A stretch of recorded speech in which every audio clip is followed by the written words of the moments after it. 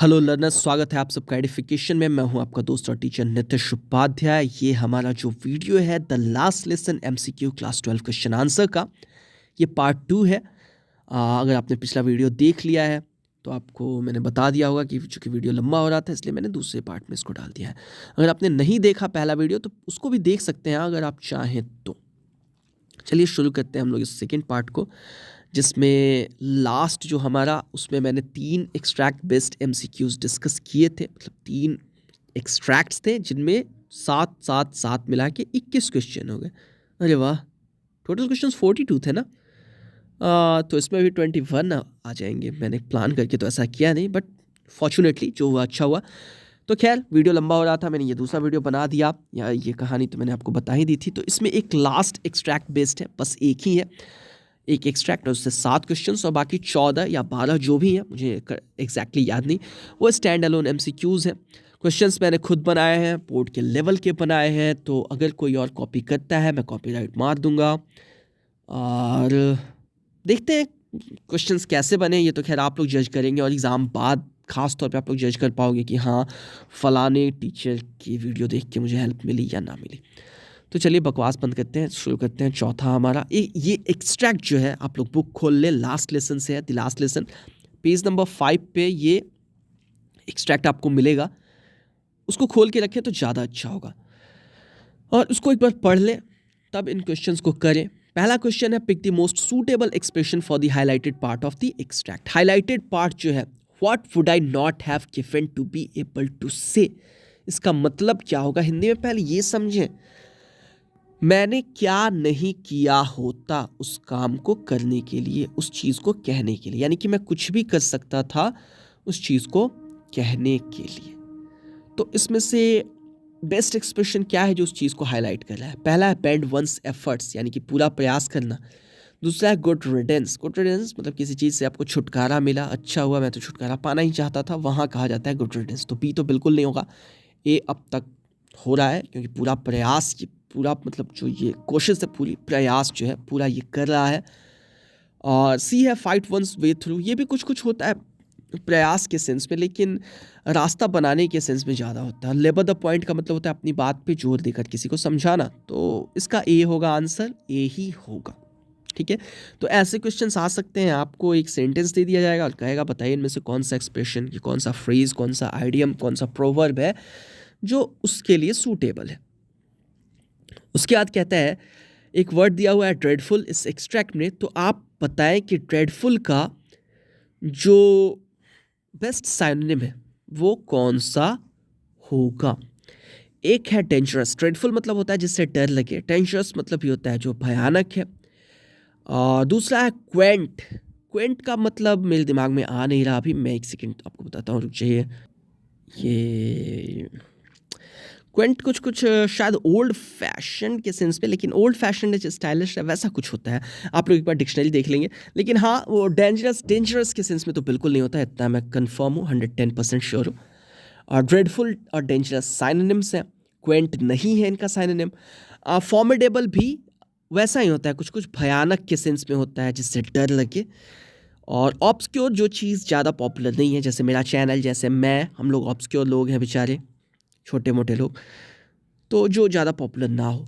तो यहाँ जो वर्ड है ड्रेडफुल, उसका क्या मतलब होगा? ड्रेडफुल मतलब भयानक, मैंने बता दिया। डेंजरस मतलब भी भयानक, फॉर्मिडेबल मतलब भी भयानक। तो 1 और 3 अगर कहीं होगा, ऑप्शन सी में है, तो वही आप लोग चुनेंगे। ठीक है, वोकैबुलरी पे ध्यान देना है बेसिकली इस बार, खासतौर पे एडजेक्टिव्स पे और नाउन्स पे। इसके बाद क्या है कि जो फ्रेज है मिक्स्ड अप, मिक्स्ड अप इनमें से किसके साइनोनिम के तौर पे नहीं हो सकता है? ओ शिट, यहाँ एक गड़बड़ हो गई, चौथा ऑप्शन बाहर चला गया। खैर मैं आपको बता देता हूँ, 4 जो ऑप्शन है उनमें से ए होगा फंबल्ड, बी होगा बंगल्ड, सी होगा फ्लब्ड और डी होगा प्लंडर्ड। जैसे यहाँ मैंने एक प्लंडर कर दिया है, उन चारों ऑप्शंस को एक साथ लेना चाहिए था, लेकिन डी दूर चला गया है।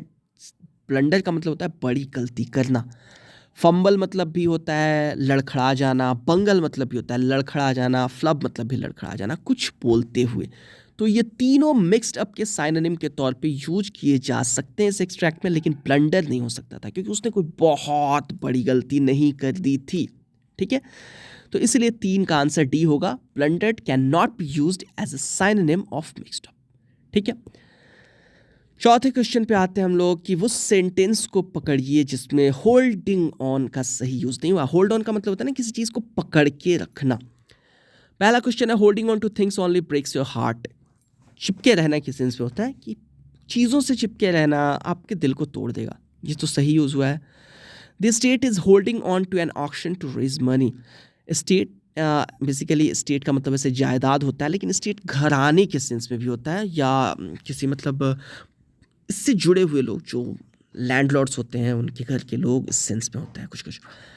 तो holding on to an auction ये गलत यूज़ है, ये तो देखिए क्या गलत। होल्डिंग एन ऑक्शन, आप किसी ऑक्शन को होल्ड करते हैं। Hold on to not an auction, you can not hold on to an auction. Auction को पकड़ के कैसे रखेंगे। खैर आगे देख लेते हैं हम लोग एक बार। होल्डिंग ऑन टू एंगर, गुस्से से चिपके रहना इज लाइक ड्रिंकिंग पॉइजन, जहर पीने के समान है, यानी कि गुस्से को मन में रखना, ये भी सही है। She was holding on to the rope, वो रस्सी को पकड़ के रखे हुए थी to save the girl from falling. हाँ तो यहाँ बी होगा, वो गलत यूज़ है, पूरी तरीके से गलत यूज़ है। देखिए क्वेश्चंस मैंने ही सेट किए, इसमें डाउट की कोई बात नहीं। आप कितने भी वेबसाइट्स पे खोज सकते हैं, किसी से भी पूछ सकते हैं भैया क्या ये क्वेश्चन आपने सेट किए। नहीं किए, मैंने किए, लेकिन मैंने किए काफ़ी टाइम पहले, 2 हफ्ते आई थिंक हो ही गए होंगे। और चूँकि मैं आलसी हूँ तो मुझे इतना टाइम लग गया इसका वीडियो बनाते हुए, बट खैर दे रहा है दुरुस्त है। पांचवा, choose the correct option with reference to the 2 statements given below. वही स्टेटमेंट वाला क्वेश्चन है, 2 स्टेटमेंट होते हैं ना, ट्रू फॉल्स, इनफर और कैन नॉट बी इनफर वाले। पहला वीडियो आपने देखा होगा तो मैंने बता दिया होगा, ट्रू मतलब सही, फॉल्स मतलब गलत। और इनफर का मतलब क्या होता है, निष्कर्ष को निकालना, मान लेना, मतलब हम मान सकते हैं कि नहीं ऐसा हो सकता है। जैसे देखिए मैं आपको बताता हूँ, the sun rises in the east, ये स्टेटमेंट तो ट्रू है, ठीक है। लेकिन अगर कोई इसी स्टेटमेंट को ऐसे कहे कि from whichever direction the sun rises is considered the east, यानी कि जिधर से भी सूरज निकलता है हम उसे ही पूरब मानते हैं। तो ये ऑप्शन, ये जो दूसरा सेंटेंस है आपको सही नहीं लग रहा है, लेकिन शायद आप मान सकते हैं इस बात को, तो कह सकते हैं कि इसको इन्फर कर सकते हैं। खैर यहाँ आते हैं हम लोग वापस से। स्टेटमेंट 1 है, the narrator was overwhelmed with various thoughts. जो नरेटर है, कौन था नरेटर, उसका फ्रांस था। वो ओवरवेल्म्ड था बहुत से थॉट्स से, बहुत से विचारों से घिरा हुआ था। ओवरवेल्म्ड का मतलब होता है ना, वेल्म्ड एक्चुअली पढ़ा जाता है इसको। तो ओवरवेल्म्ड का मतलब होता है बहुत सी भावनाओं से भर जाना। कहते हैं किसी को जब वो कोई ओवरवेल्म्ड विथ हैप्पीनेस है, तो यानी कि बहुत ज़्यादा खुशी से भरा हुआ है, या और भी कोई भावना। तो वो बहुत सी भावनाओं से, बहुत से विचारों से भरा हुआ था, ये तो खैर सच्ची बात है।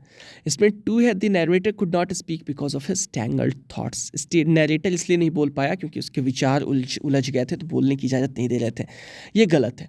पहला 100% ट्रू है और सेकेंड 100% फॉल्स। और ये बात हम लोग जानते हैं, क्यों जानते हैं, क्योंकि हमें पता है कि वो इसलिए नहीं बोल पाया क्योंकि उससे पार्टिसिपल्स याद नहीं थे और शुरू में ही इसका जिक्र उसने किया है।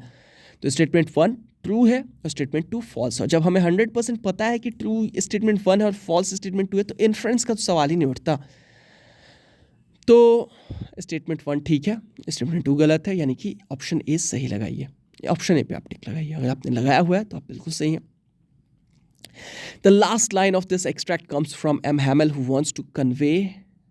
अच्छा, इस एक्सट्रैक्ट की लास्ट लाइन क्या थी, आई वॉन्ट स्कॉल्ड यू, वो लाइन थी ना। तो उस लाइन में एम हैमल साहब कैसी भावना लाना चाहते हैं, मतलब क्या आप जताना चाहते हैं। अश्योरेंस एंड एम्पैथी, सांत्वना, और एम्पैथी का मतलब होता है ना किसी की तकलीफ़ को जानना। तो क्या वो बच्चे को सांत्वना देना चाहते हैं और उसकी तकलीफ़ को समझ रहे हैं। या ह्यूमिलिटी एंड हेल्पफुलनेस, विनम्रता और क्या कहा जाता है इसको, हेल्पफुलनेस को मतलब दूसरे की मदद करना। क्या विनम्रता दिखा रहे हैं उस बच्चे के प्रति, उसकी मदद करना चाह रहे हैं। केयर एंड काइंडनेस, क्या दयालुता दिखा रहे हैं उसकी, मतलब एक तरीके से केयर कर रहे हैं, उसका ख्याल रख रहे हैं, ऐसा कुछ। कंपैशन एंड लव, क्या करुणा दिखा रहे हैं, वो भी एक तरीके की दया होती है, प्रेम दिखा रहे हैं। मुझे तो चारों ही ठीक ठाक लग रहे हैं, लेकिन अश्योरेंस वर्ड की वजह से मैं ए पे जाऊँगा। अश्योरेंस का मतलब होता है ना कि किसी को सांत्वना देना, बताना कि ऐसा होगा या ऐसा ना होगा। आप किसी को अश्योर करते हैं कि अच्छा मैं ये कर दूंगा तुम्हारे लिए, तो अश्योर ही कर रहे होते हैं कि बेटा मैं तुम्हें डांटूंगा नहीं। और एम्पैथी भी दिखा रहे हैं जब वो कहते हैं ना कि I can understand how bad you must be feeling, ऐसा कुछ। क्या लाइन थी वो एग्जैक्टली, मैं देख लूँ ज़रा। हैमल साहब कहते हैं आई won't scold your little friends, you must feel bad enough. हाँ, तो एम्पैथी तो इस लाइन से दिखी जाती है कि मैं महसूस कर सकता हूँ तुम्हें कितना बुरा लग रहा होगा। तो we will go with option A, assurance, उसको अश्योर कर रहे हैं और एम्पैथी दिखा रहे हैं, ठीक है। 7वां है एम हैमिल साहब क्यों फ्रेंड्स को नहीं डांट रहे थे, क्या रीज़न था। ये ऑप्शन तो बड़ा, ये क्वेश्चन तो लॉलीपॉप है।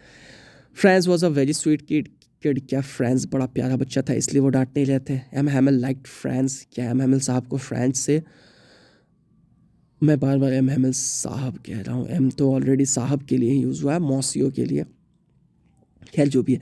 तो क्या हैमिल साहब को फ्रेंड्स बड़ा पसंद था। सी है हैमिल साहब उस दिन बड़े इमोशनल थे, और डी है हैमिल साहब बड़े जेंटल आदमी थे। ये तो लॉलीपॉप जैसा कि मैंने बताया वही है, इसका सी होगा, हैमिल साहब उस दिन काफ़ी इमोशनल थे। 5वां कहता है कि the following are some of the professors from Hogwarts as seen in Harry Potter books and movies, choose the character that best resonates with M Hamill. 5वां कहता है कि कुछ प्रोफेसर्स की लिस्ट ये हमने दी हुई है आपको, और साथ में उनके कैरेक्टर्स की क्वालिटीज़ भी हैं। आपको बताना ये है कि कौन से ऐसे प्रोफेसर साहब हैं जो हैमिल साहब की तरह ही थे, लगभग। पहला ऑप्शन है डम्बलडोर का। डम्बलडोर परफेक्ट थे, बिल्कुल बहुत पावरफुल थे, वो वाइज थे और काइंड थे। सेवरस स्नेप साहब थे जो बड़े स्ट्रिक्ट थे, सीरियस थे और वेंजफुल थे। उनको अपनी जो लिली थी उसकी मौत का बदला लेना था। उप्स, स्पॉइलर अलर्ट, सॉरी। तो स्ट्रिक्ट थे, सीरियस थे, वेंजफुल थे सेवरस स्नेप साहब। रेमस लुपिन साहब थे जो कि हैरी के पिता जेम्स के बचपन के दोस्त थे, मतलब स्कूल के। वो थे नॉलेजेबल, इमोशनल और इम्परफेक्ट थे वो। फिर से स्पॉइलर दे रहा हूँ मैं, वो एक्चुअली वैम्पायर थे, बीच बीच में छुट्टियों पे चले जाते थे क्लास छोड़ के, क्योंकि सॉरी वैम्पायर कह रहा हूँ मैं, वेयरवुल्फ थे।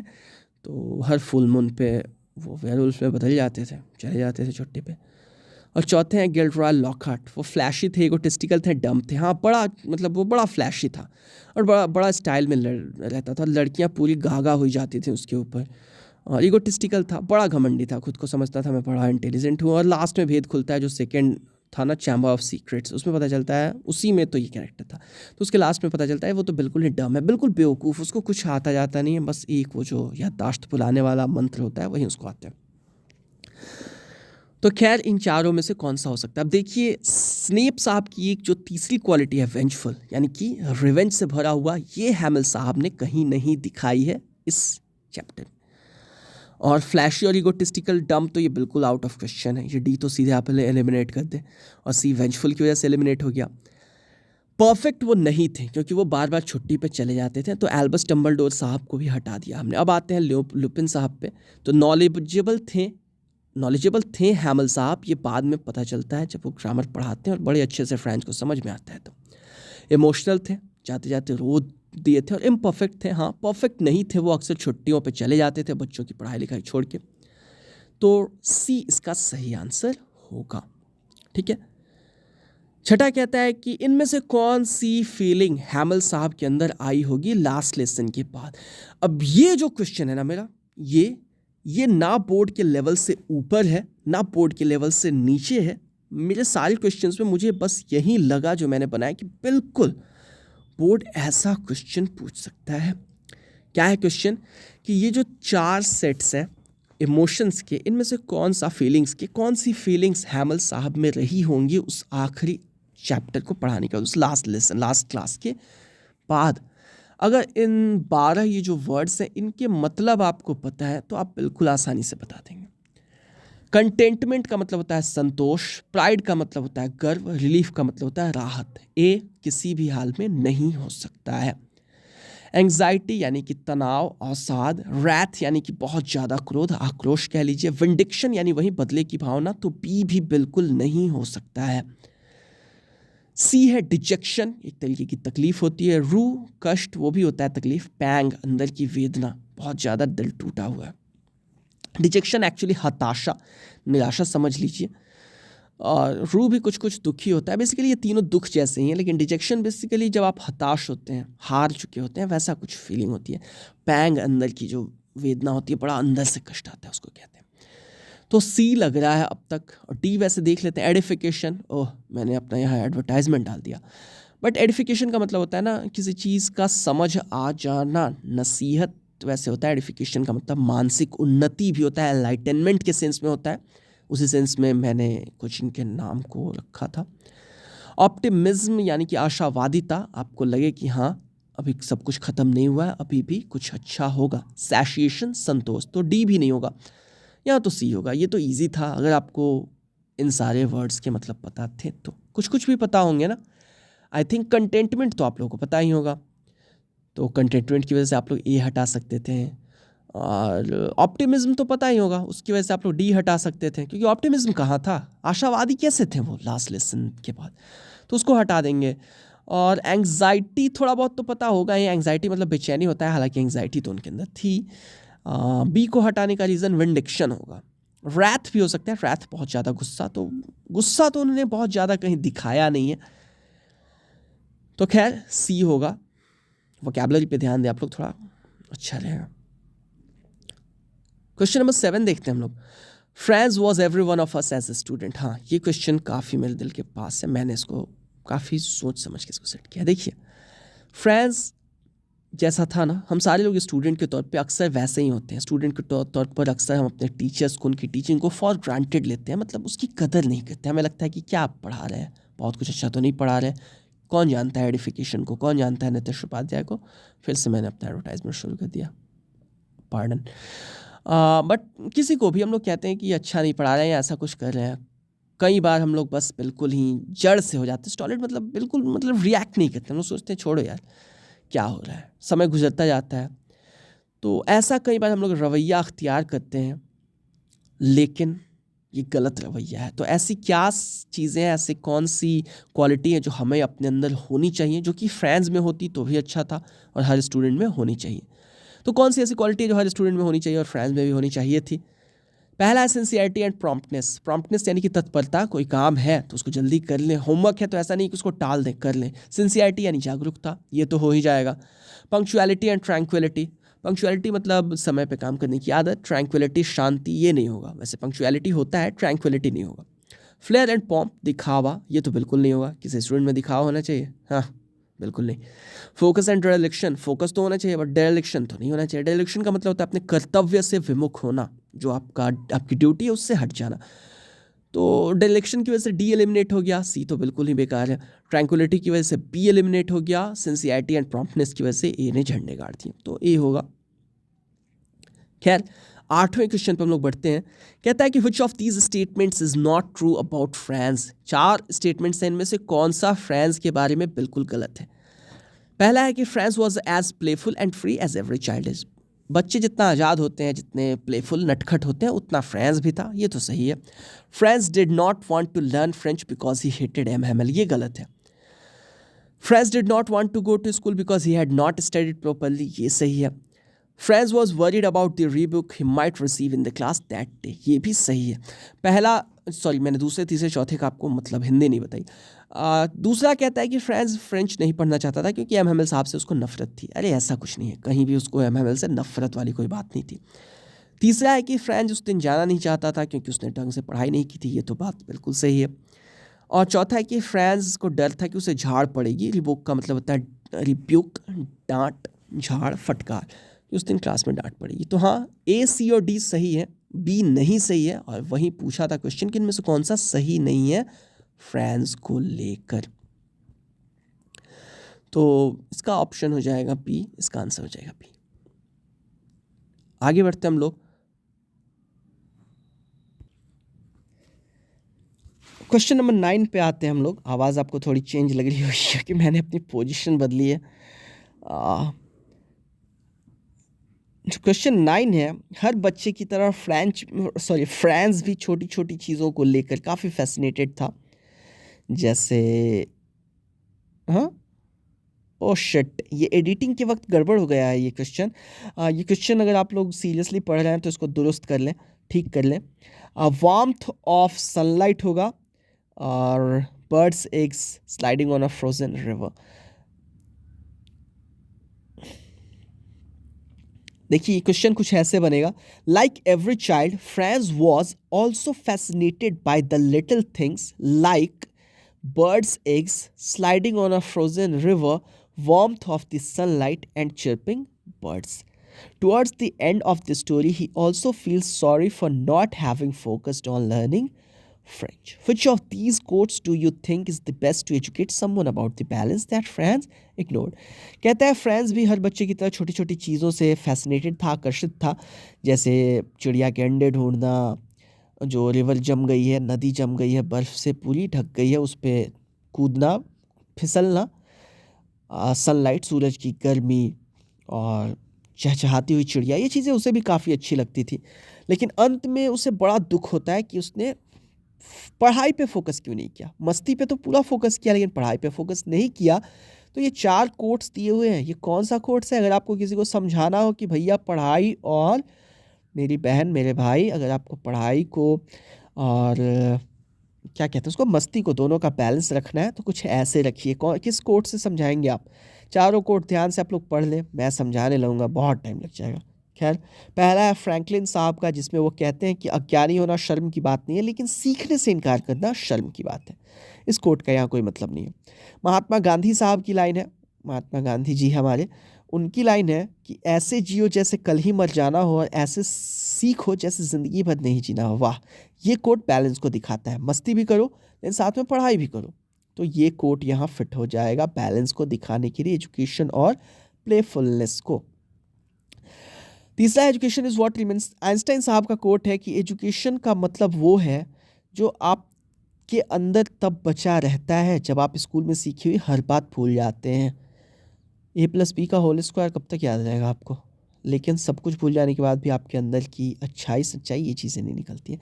बट खैर, इसका कोट का यहाँ कोई लेना देना नहीं है एजुकेशन और प्लेफुलनेस के बैलेंस को समझाने के लिए।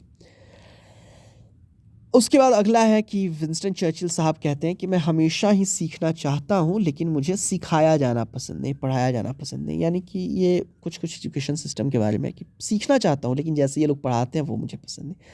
तो यहाँ इन चारों में से बी ही अप्रोप्रिएट है, बाकी तीनों यूजलेस है। उसके बाद कहता है कि एम हैमिल साहब के हिसाब से जो अल्सेस के लोग थे वो इनमें से क्या नहीं थे? पहला ऑप्शन है गरीब, क्या वो गरीब नहीं थे? इसका कहीं जिक्र हैमिल साहब ने नहीं किया है। दूसरा है इग्नोरेंट, क्या वो अज्ञानी नहीं थे? इसका भी जिक्र उन्होंने नहीं किया है। चौथा है ऑप्टिमिस्टिक, आशावादी, इसके बारे में उन्होंने कोई बात नहीं किया। लेकिन जीलस, जेलस, इसको ज, वो जे वाला नहीं है, जेड वाला है। इसका मतलब होता है ना लालायत किसी काम को करने के लिए। ये तो उन्होंने कह दिया है, हैमिल साहब ने कह दिया है कि not anxious enough to let you read, ऐसा कुछ, टू मेक यू स्टडी, ऐसा कुछ कहा था ना उन्होंने। यानी कि ललक नहीं थी उनके अंदर बच्चों को पढ़ाने की। तो ये सही होगा। 11, क्वेश्चन नंबर 11 देखें। हैमिल साहब ने जब क्लास ख़त्म कर ली तो ब्लैक बोर्ड पर चौक से उन्होंने पूरी हिम्मत जुटा के क्या लिखा? Vive la France, France जिंदाबाद। हाँ, वी विल ला फ्रांस ही पढ़ेंगे इसको, वाई विल ला फ्रांस नहीं पढ़ेंगे। जिसने थोड़ी बहुत फ्रेंच पढ़ी हुई होगी वो नीचे कमेंट करके बता देगा कि yes sir you are right, इसको वी विल ला फ्रांस पढ़ेंगे। तो खैर, which of these character traits does M Hamel display in these lines? In lines में उनका कौन सा कैरेक्टर ट्रेट दिखता है? पैट्रियटिज्म एंड ऑप्टिमिज्म, उनकी देशभक्ति और आशावादिता बिल्कुल दिखती है। देशभक्ति और आशावादिता दोनों दिखती है। आशावादी तो थे ही, जब वो कहते हैं फ्रांस जिंदाबाद, फ्रांस अमर रहे, तो उनको ये कहीं ना कहीं आशा है कि फ्रांस मरेगा नहीं, फ्रांस जिएगा। उसके बाद है वैलर एंड ज़ील। ज़ील मतलब ललक, वैलर मतलब बहादुरी, ये नहीं होगा।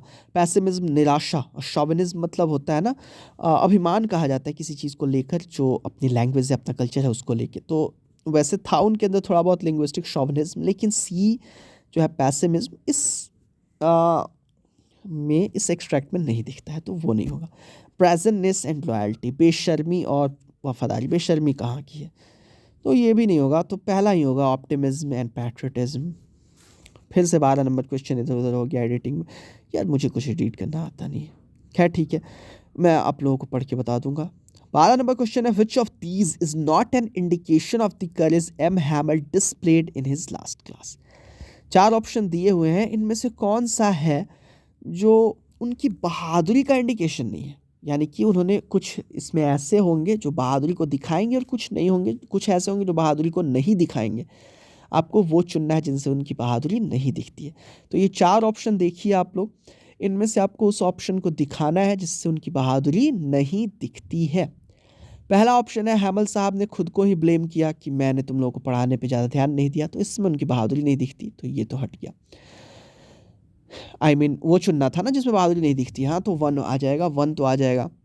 दूसरा है कि फ्रांस बेचारा लड़खड़ा गया लेकिन उन्होंने डांटा नहीं, इसमें भी बहादुरी नहीं दिखती है। एक मिनट, क्वेश्चन मैंने गलत सेट कर दिया है। नॉट एन इंडिकेशन की जगह इंडिकेशन होना चाहिए। Which of these is an indication of the courage M Hamel displayed.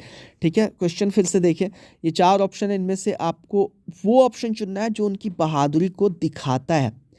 तो 1 नहीं होगा, 2 नहीं होगा, 3 होगा, क्योंकि पूरी हिम्मत ये तो कह ही दिया था कि कितने ब्रेव थे वो, कि लास्ट तक ही had the courage to hear to listen to ही होना चाहिए, बट शायद वहाँ हियर था, every lesson to the last.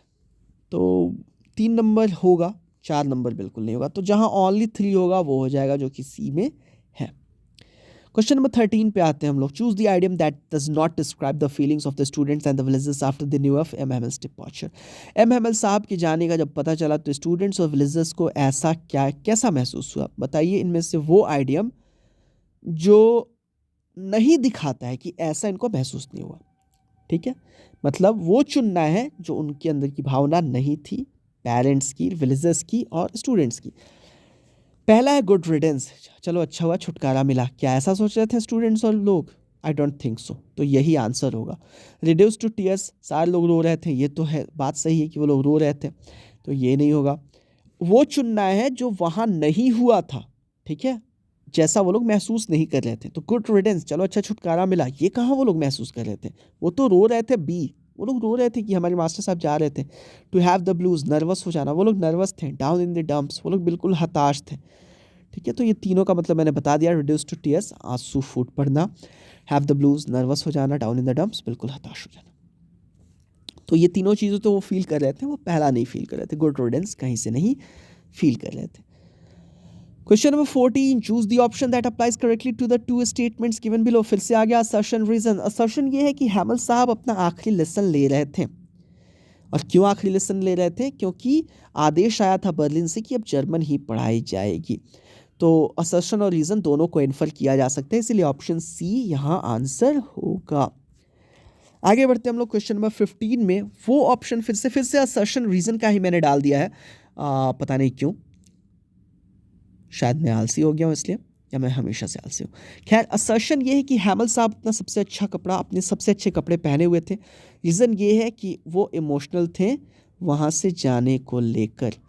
अच्छा देखिए, असर्शन और रीज़न दोनों सही तो हैं, लेकिन नहीं, हाँ ठीक है, वो इमोशनल थे, वो आखिरी दिन था इसलिए उन्होंने कपड़ा पहना हुआ था, एकदम सही है। इसका आंसर भी सी ही होगा। दोनों को इन्फर किया जा सकता है, क्योंकि वो इमोशनल थे इसीलिए उन्होंने वो कपड़े पहने थे अपनी लास्ट क्लास को ट्रिब्यूट देने के लिए। तो सी, यहाँ भी सी होगा, बिल्कुल सही।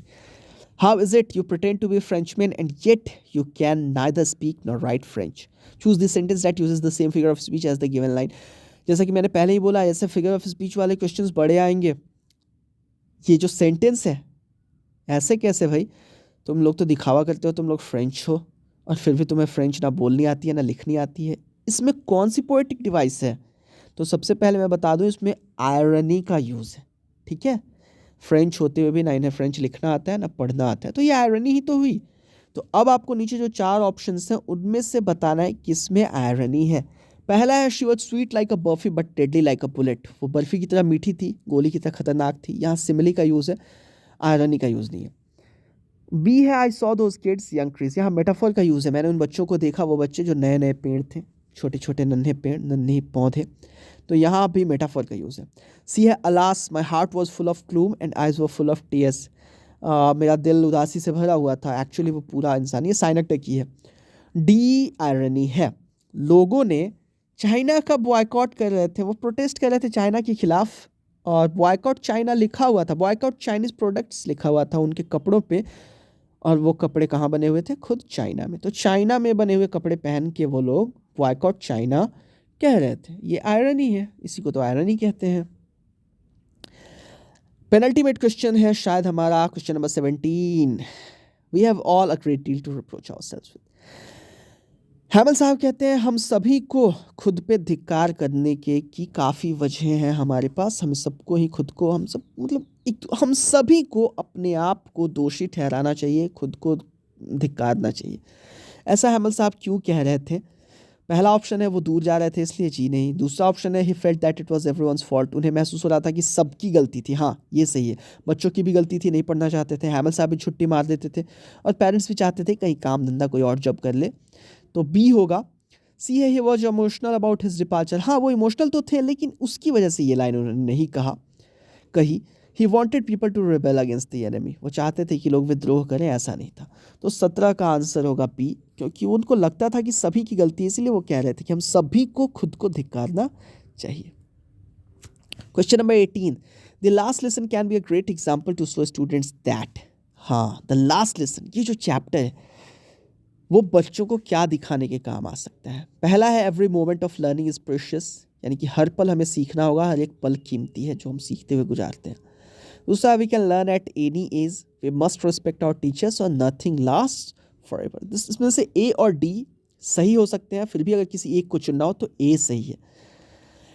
डी का मतलब होता है कोई भी चीज़ हमेशा नहीं रहती। लोगों को लगता था कि सर हमेशा रहेंगे, क्लास हमेशा रहेगी, लेकिन एक दिन वो भी चले गए।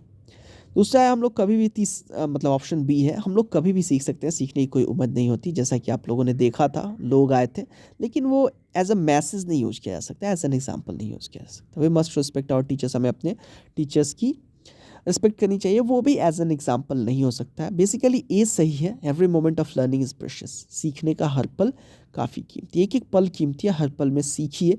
इस लेसन के द लास्ट लेसन जो चैप्टर है, इसकी इस जो स्टोरी है, इसके ज़रिए हम ये बात बच्चों को सिखा सकते हैं कि देखिए कैसे यहाँ लोग सीखने को कल पे टालते जा रहे थे और फिर एक दिन उन्हें पता चला अब हम नहीं सीख पाएंगे।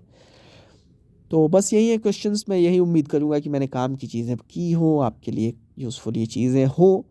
और ये तो बस मैंने कुछ किए हैं, वैसे इस क्वेश्चन बहुत से और भी सैकड़ों क्वेश्चंस निकाले जा सकते हैं। मैं उम्मीद करूँगा आप लोग बिल्कुल तैयार होकर बोर्ड में जाएं, और अगर इससे ज़रा भी आप लोगों को वैल्यू मिले, इस चैप्टर से कुछ हेल्प मिले, आपको लगे कि हाँ इस बंदे ने कुछ ठीक काम किया, तो प्लीज़ लाइक सब्सक्राइब कमेंट कर देना भाई, अच्छा रहेगा। और ना भी करो तो क्या फ़र्क पड़ता है।